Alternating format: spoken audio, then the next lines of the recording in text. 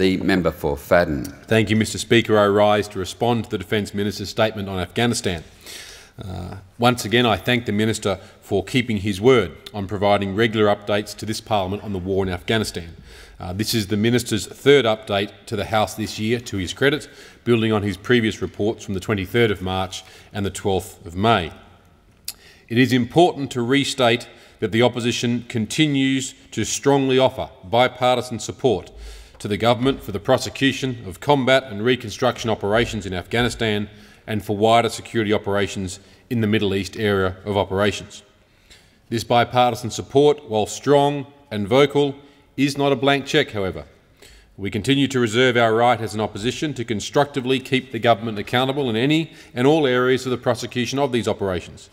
It is also noted that we respect the role of the Chief of the Defence Force as the principal military advisor and commander of Australian forces, and have the utmost faith in General David Hurley's abilities and capacity to provide advice, the best advice to the government on the prosecution of these operations. I thank the Minister for his constructive approach to the bipartisan support the Coalition offers, especially through the provision of information and advice when required, and facilitating regular visits into the Middle East area of operations for the Coalition to ascertain events first-hand on the ground. Consequently, this report to Parliament from the Coalition is provided with the backdrop of my recent return from Afghanistan after an extensive week visit in mid-May that included Al Minhad Air Base, Tarin Kowt, out into the Badlands to Patrol Base Muzaffar, Kandahar, Kabul, including the Green Zone, and meeting with representatives of the Afghan Parliament. This was my third visit into theatre in the past 24 months as part of our commitment to a fully informed bipartisan support to the government for combat operations. It's our expectation that the Coalition will continue to have semi-regular access into the Middle East area of operations as part of our constructive approach to bipartisan support, and I thank the Minister for his work in making this happen. I also join the Minister in his condolences and reflection on the 5 soldiers killed in action in Afghanistan and those wounded since the last ministerial statement on the 12th of May, and for the 28 soldiers killed in action and the 182 wounded in action since the start of combat operations at the end of 2001. Theirs is a terrible loss, borne especially by family and friends, and certainly felt by a nation. Freedom has a price. It's not free. It's borne by so few for the benefit of so many of us. As I expressed yesterday with the Minister of Defence, the Prime Minister and Opposition Leader, as we lamented and eulogised the loss of Commando Sergeant Todd Langley, this Parliament will ensure families left behind and those suffering will not be forgotten and will be cared for. The Minister rightly states that the loss of every soldier raises questions within the community as to the legitimacy of our ongoing combat operations in the theatre of Afghanistan. We went into Afghanistan with parliamentary bipartisan support at the end of 2001 to ensure that Afghanistan could never again be used as a training, financing, supporting, indoctrinating and operational ground for terrorism that would impact on Australia and its interests at home and abroad. To this end, we stay in Afghanistan to ensure that's achieved. The death of Osama bin Laden has prompted some to question the continued need for Australia's involvement in the Afghani war, many arguing that we only went to Afghanistan to destroy al-Qaeda and bin Laden, and that appears to be done. The reality, of course, is that the strategy in Afghanistan is much bigger than simply destroying one man or one terrorist organisation. The strategy is to ensure the insurgency across Afghanistan, made up of at least 10 separate organisations that include the Afghan Taliban, does not once again control Afghanistan, thereby allowing that country to be used for the training, resourcing, financing, equipping, indoctrinating and assisting of terrorists. Whilst it is true that the so-called Taliban moderates, some have reconciled with the Afghan government long ago, the remaining, particularly southern Taliban, have splintered into several antagonistic groups, ironically each more extreme than the other. Other insurgency forces like the Quetta Shura and the Haqqani network, at times a little more than opportunistic criminal families or factions, though they are organised, ruthless and brutal, as evidenced by the recent attack on the Intercontinental in Kabul. In war, perceptions tend to lag behind reality by a considerable distance. That was the case in the early years up to 2005, when the West re-engaged in Afghanistan. And at the opposite end of the spectrum, I believe it's also the case now. This can go some way to explain President Obama's announcement of the withdrawal of 33,000 troops by summer 2012, tempered by the fact that this is also the number of extra surge troops that were committed in 2009 and that were always going to be removed at some point in the future. As the Minister said, at the end of the surge withdrawal by summer 2012, the US will still have some 68,000 combat troops in theatre. The message is that the counterinsurgency strategy is working, and I agree with the Minister that there is a degree of cautious optimism. The strategy is more than just hearts and minds, including a range of common-sense precepts about applying well-calibrated kinetic activity with building up economic activity. The Pashto-speaking Major Jim Gant's treaty, titled One Tribe at a Time, describes part of the approach that is working. Furthermore, while provincial reconstruction still has a long way to go, the level of economic activity and thus some degree of legitimacy of the government over that of the Taliban is slowly improving. The International Council on Security and Development, an organisation long critical of US policy in Afghanistan, is echoing the US sentiment that as a result of the surge and refined strategy, many of the Taliban's long-time safe havens in Helmand and Kandahar have been destroyed.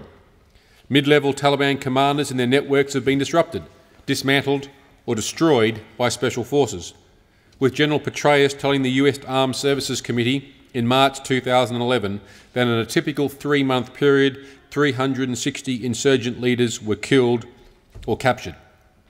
According to observers, the average age of Taliban commanders has dropped from 35 to 25 in the past year, with most senior commanders now choosing to live in Pakistan in relative safety and issuing orders to those beneath them to take up the fight. We all recognise within the realm of strategic operations that we can't kill our way to victory in Afghanistan.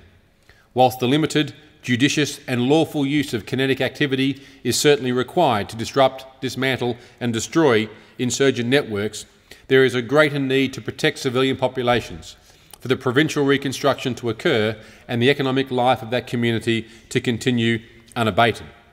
This is certainly part of the key to the effective withdrawal of combat forces by 2014.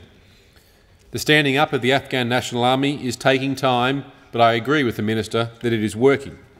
Whilst Tajiks are overrepresented in the officer corps and Pashtuns from the south grossly underrepresented amongst the rank and file, the overall composition of the Afghan National Army remains ethnically reasonably well balanced. The ANA have already assumed security responsibility for Bamyan province, the first of the 48 provinces, and over half of our patrol bases within Uruzgan province are manned solely by ANA soldiers. And as the Minister has reported, by month's end, the Afghan government is looking for up to a further 7 provinces to have transitioned. Retention rates within the ANA are slowly rising, albeit from a low base. Pay rates went up US $140 a month for a raw recruit. The average wage, of course, in Afghanistan is little more than $40 a month. And the ANA is on track to reach its November 2011 goal of 171,000 personnel, which will increase to 260,000 by 2014. There have been similar increases in Afghan police over the past year to an expected 134,000 by the end of 2011. That is 303,000 personnel in the ANA and AMP by the end of 2001. By way of reflection, in 2001, 10 years ago, Kabul was a ghost town and home to 500,000 repressed, cold, because frankly no heating worked, and depressed people. There was no music, no dancing in the streets, no cinemas, little entertainment. It's now a thriving city of some 3 million people. Cafes, shops, cinemas, music, girls and boys at school. In fact, 2 months ago when I was there driving through the main street of Kabul, it was refreshing to see little boys and girls skipping to school, playing with tyres, playing with dodgy toys, chatting on the sidewalk. It was great to see people milling around in their thousands to the point that it reminded me more of a somewhat busy and crowded Asian city, so too with a number of people milling around. In 2001, 9% of Afghans had access to basic medical care, just 9%. Today it's 85%. In 2001, less than 1 million boys went to school. Today, 7 million young Afghans go to school, 1/3 of which are girls. In 2001, you struggled to find a phone. Today, 1 in 3 Afghans have a mobile phone. It's staggering. In 2001, only the Taliban's Voice of Sharia hit the airwaves. Today, there are over 100 active press outlets in Afghanistan. Afghan GDP growth today is 22%, with almost $1 trillion of mineral wealth believed to be in the dirt, including rare metals such as lithium. By way of comparison, and I use this as comparison only, each year more people are currently killed in Russia and Mexico because of political and criminal violence than there are killed in Afghanistan from military, criminal and political violence, notwithstanding the size of those communities. The reflection is simply to point out that the change in 10 years in Afghanistan has been significant. Significant for the lives of the Afghan people. Significant for the destruction of criminal and insurgent networks that would seek to do us harm. We must not forget that Afghan politics continues to be, in our view, corrupt. Although in a federalised system, the provinces simply look to the President for security and the odd gift. Otherwise, the strongly independent provinces asked to be left alone. There is substantial work going into governance issues within the Afghan government, and that needs to be encouraged and further developed. Previous moves to strike a deal with the Taliban have proved fruitless, and the intensity of attacks has certainly increased, with 8,000 insurgent incidences being IED, small arms, fire, rocket, mortar and suicide attacks in 2008, doubling to more than 17,000 in 2010. This is more representative of the intensity of the ISAF and the Operation Enduring Freedom activity and the need for the Taliban to try and hold their own against inevitable defeat. Despite this, negotiations with the Taliban continue in the hope of brokering a way forward with a deal, and to that end I remain cautiously hopeful. In joining the Minister in expressing cautious optimism, I do so having been in theatre now 3 times in the past 24 months and having seen substantial improvement in each of those times. Most notably, to share an example with the House, being in Tarin Kowt last year with the Leader of the Opposition, Tony Abbott, in October last year, around 7 kilometres from Tarin Kowt, as Tony and I stood there in theatre, a massive military operation was underway with areas of the MTF to try and put a patrol base in the Murabad Valley, a mere 7 kilometres from the fire support base at Tarin Kowt. So vicious was the fighting that it went over so many hours and days. Fast jets were called in. A Section 2 IC who was seeking to resupply the MTF fighting on a small mound above where the patrol base was taking such degree of direct aimed fire that he had to lie doggo to show the enemy that he was indeed dead, so fire could be lifted so he could actually resume his resupply run. A vicious, brutal fight on a peninsula there off from the valley base. 2 months ago, a patrol base, Muzazai, now stands where that battle was. As I flew in there with Colonel Crichton, the commander of the Combined Team of Uruzgan, the CTU, as a helicopter landed and we got out, and as I walked across that low-lying hill down to the patrol base, walking across the scene of that battle. Thousands of expended ammunition shells across the ground.